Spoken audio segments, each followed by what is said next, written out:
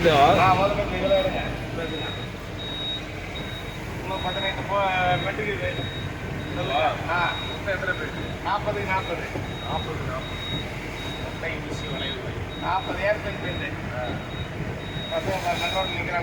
கோத்து போன வேலை. இதுதான் கோத்து போன வேலை.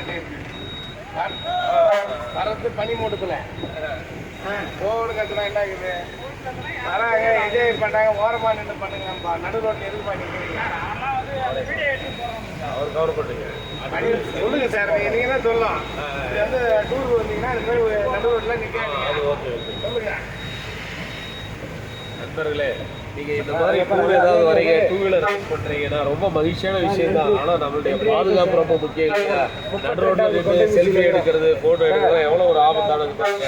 ஏன்னா வளைவே வந்து கொட்டை ஊசி வளைவு, எதிர்க்க வர வண்டியே தெரியாது. அதுலயே மழை பெஞ்சிட்டு இருக்கு, ரொம்ப அருமையான ஒரு கிளைமேட், எதிர்க்க வர வண்டி தெரியாம இருக்கு. அப்போ போயிட்டு நடு ரோட்ல நின்று போட்டோஸ் வீடியோஸ் எடுத்துக்கிட்டு இருந்தா உங்களுக்கு தானே ஆபத்து. உங்க நண்பர்கள்ட்டே சொல்லுங்க, எங்களுடைய அனுபவத்தை சொல்லுங்க, இந்த மாதிரி நிற்காதீங்க. ஏன்னா இது எல்லாமே நம்ம வீட்டு பசங்க, நம்மளுடைய சகோதரர்கள், உங்கள் மேலே அக்கறையில் தான் நாங்கள் இப்படி பேசுகிறோம். ரொம்ப வருத்தமாக இருக்குது நீங்கள் நடு ரோட்டில் நின்று இது மாதிரி பண்ணுறது.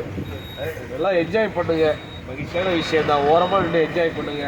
நிறைய ஃபால்ஸு தண்ணி கொட்டிக்கிட்டே இருக்குது, அதெல்லாம் நீங்கள் என்ஜாய் பண்ணலாம். மழை பெஞ்சிட்டு மழையில் நனையலாம், ஓரமாக நின்று ஆடலாம். இங்கே பார்த்தீங்கன்னா வளைவு 40 வளைவுகள், 40 வளைவுகள் இருக்குது. ஒவ்வொரு வளைவும் அதை திரும்பும் போது மகிழ்ச்சியாக, டிரைவருக்கு எவ்வளோ கஷ்டமாக இருக்குது நமக்கு தெரியாது, ஆனால் நமக்கு மகிழ்ச்சியாக இருக்குது. அது வளைஞ்சு வளைஞ்சு போகிறது சந்தோஷமாக இருக்குது. Okay sir, cutting sir.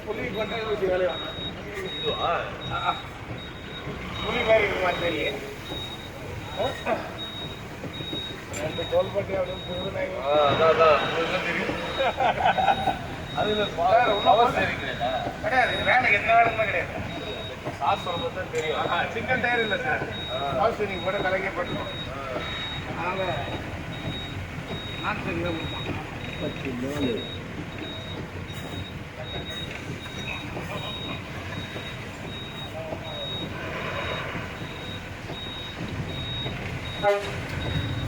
34 ஒரு நிமிஷம் கட் பண்ணி 5 போகலாம். பெரிய வீடு எல்லாம் இப்படி 5 போகலாம். 34 34வது கொண்டு